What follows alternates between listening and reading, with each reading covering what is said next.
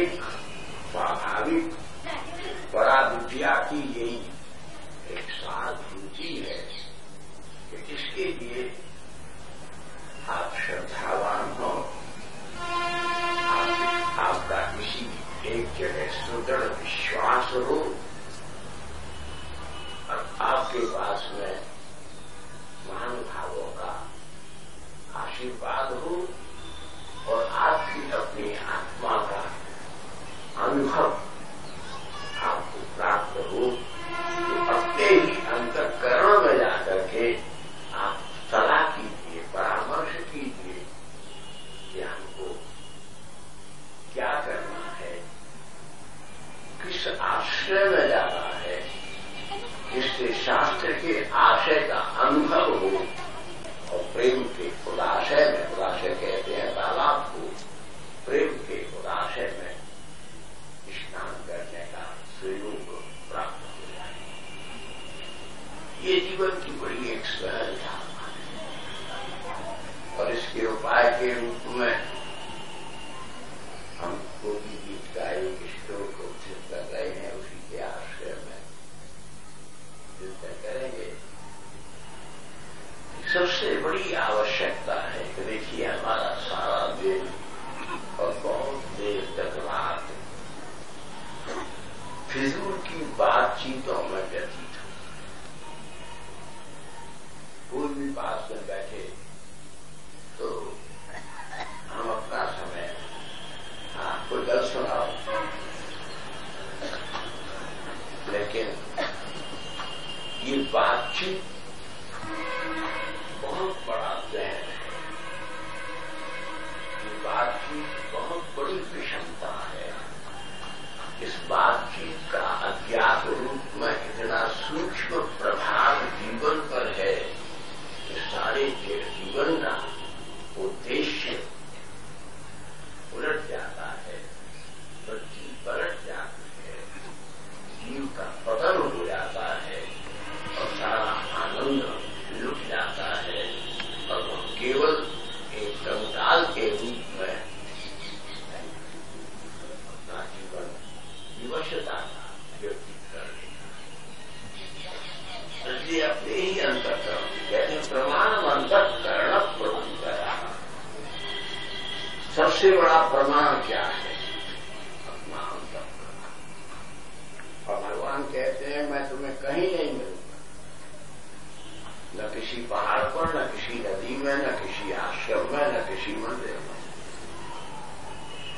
न किसी जंगल में, न किसी पर्वत की गुफा में। यदि मुझे पाना हो, मुझसे मुलाकात करनी हो, तो एक ही जगह है, ईश्वर। गीता कहते ईश्वर सर्वभूतानां हृदय चेत जुनतिष्ठति। श्री कृष्ण कह रहे हैं पार्थ कहीं नहीं मिलूंगा,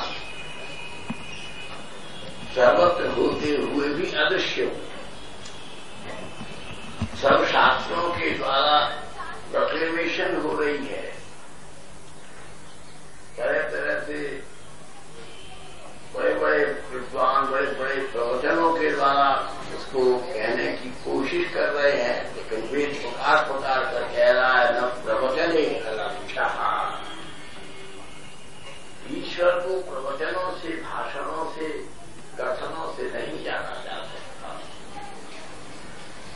न प्रवचने अलक्षा। कैसे जाना जाए, कहाँ जाए, कहाँ मुलाकात हो? कहते प्रमाण ईश्वर सर्वभूतानां। भगवान सब प्राणियों के अंतःकरण में बैठे हुए तुम्हारा इंतजार कर रहे हैं कि इधर देख रहे हो, उधर देख रहे हो, वहां झांक रहे हो, वहां ताक रहे हो, उससे पूछ रहे हो। और इन सब बातों को छोड़ करके एक बार शांत भाव से अपने अंतःकरण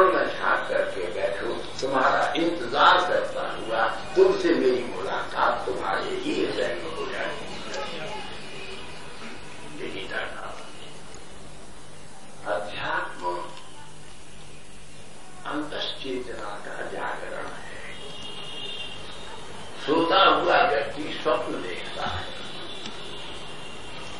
और या फिर अनेक प्रकार की विचारणाओं में, कल्पनाओं में डूबा रहता है। और भगवान गीता में सबसे पहले आगाह करते हैं, तुम्हारी निगाह को आकर्षित करते हैं कि देखो नानु शोचंती पंडिता।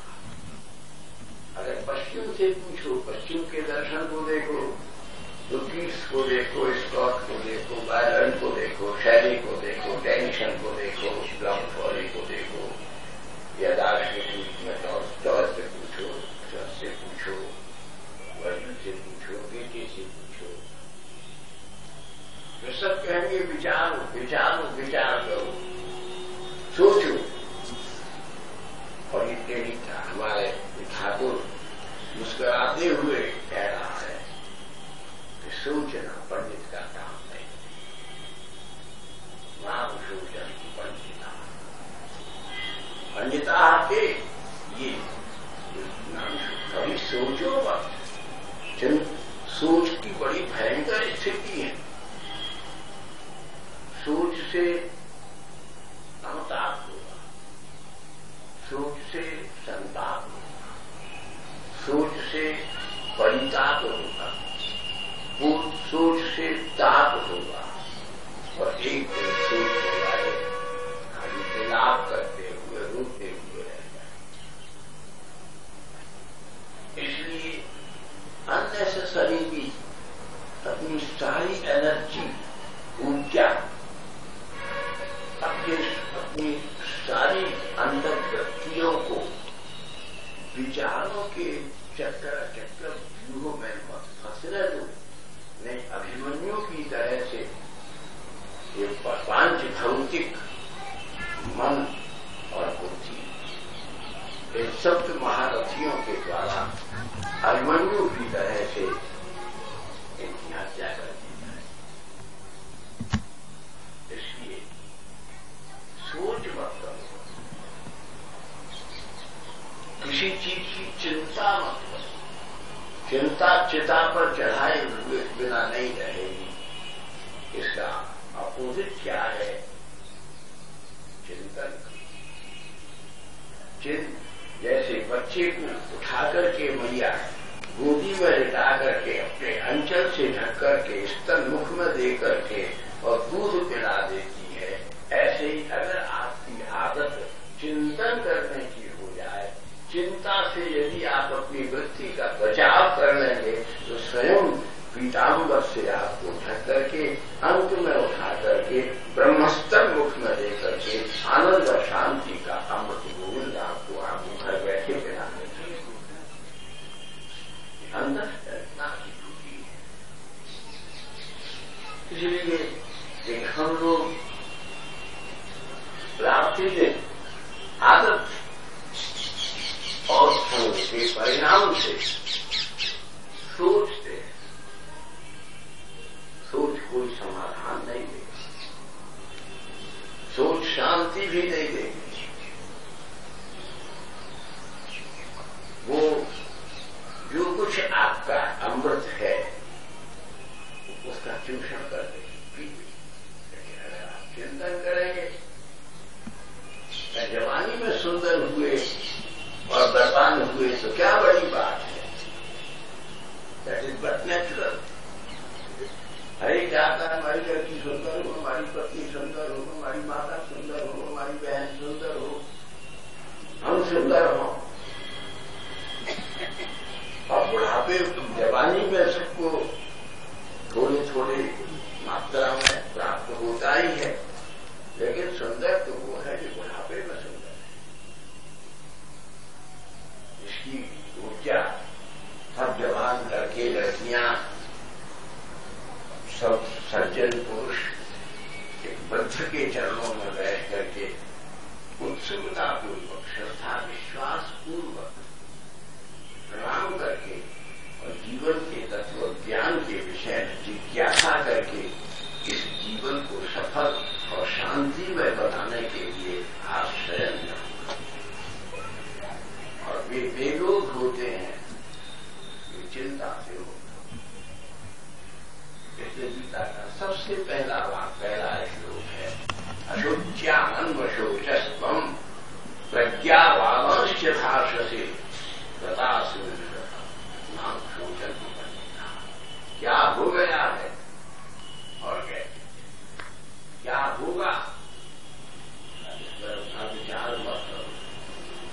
वर्तमान में रहो, वर्तमान में जियो और वर्तमान को उत्तम रीति से व्यतीत करो।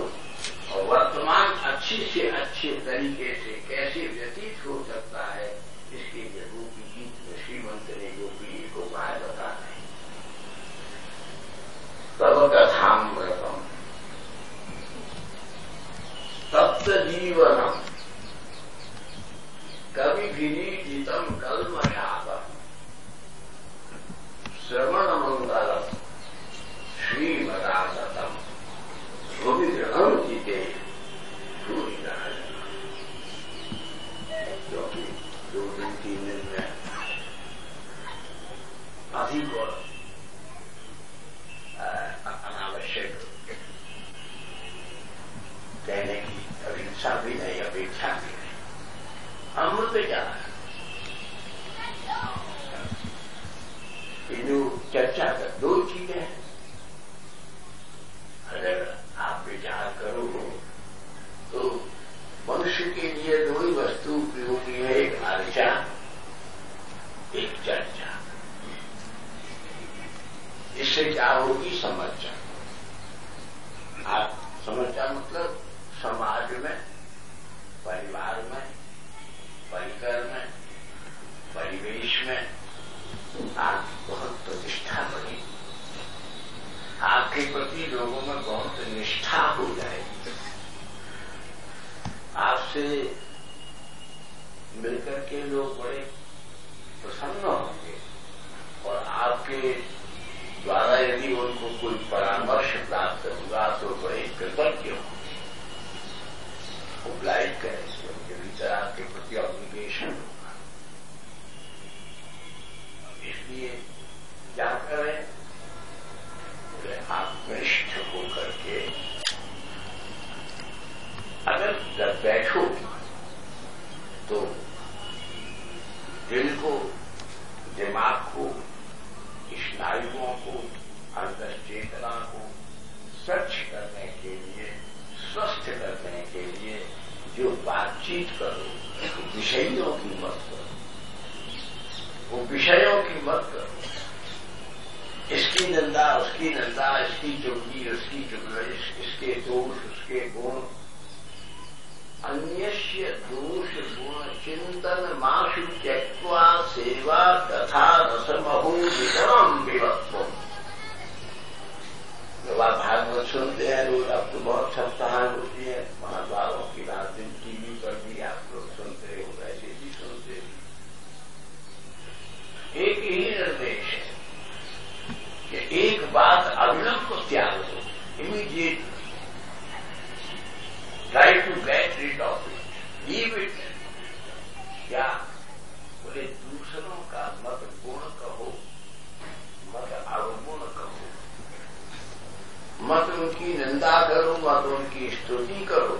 बोले जितना समय और ऊर्जा का उपयोग आपने इसमें किया है, उतना यदि गोविंद के स्मरण में, गोविंद के चिंतन में, गोविंद की कथा श्रवण में और गोविंद के प्रति आत्मवृत्तियों के समर्पण में यदि आपने उपयोग किया तो इसी धरती पर तुमको देवताओं के पास नहीं जाना पड़ेगा, देवता तुम्हारी आराधना करने के लिए धरती पर बनाएंगे। इसलिए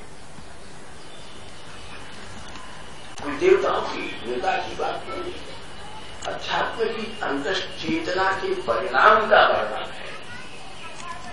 भगवान का अनुभव करो अंतःकरण, और श्री कृष्ण अंतःकरण में अनुभव में आ जाए, क्योंकि भगवान को महाभारत में एक कथा है, युधिष्ठिर ने पूछा श्री कृष्ण से कि आप कहाँ रहते हो, दिन भर दिखते नहीं हो। द्वारका वाले समझते हैं कि आप हस्तिनापुर में हमारे पास हो, आपके माता पिता भी समझते हैं, हुसैन परिवार के तुम यहाँ हो और हम यहाँ तुम्हें ढूंढते फिरते हैं, तुम कहाँ रहते हो।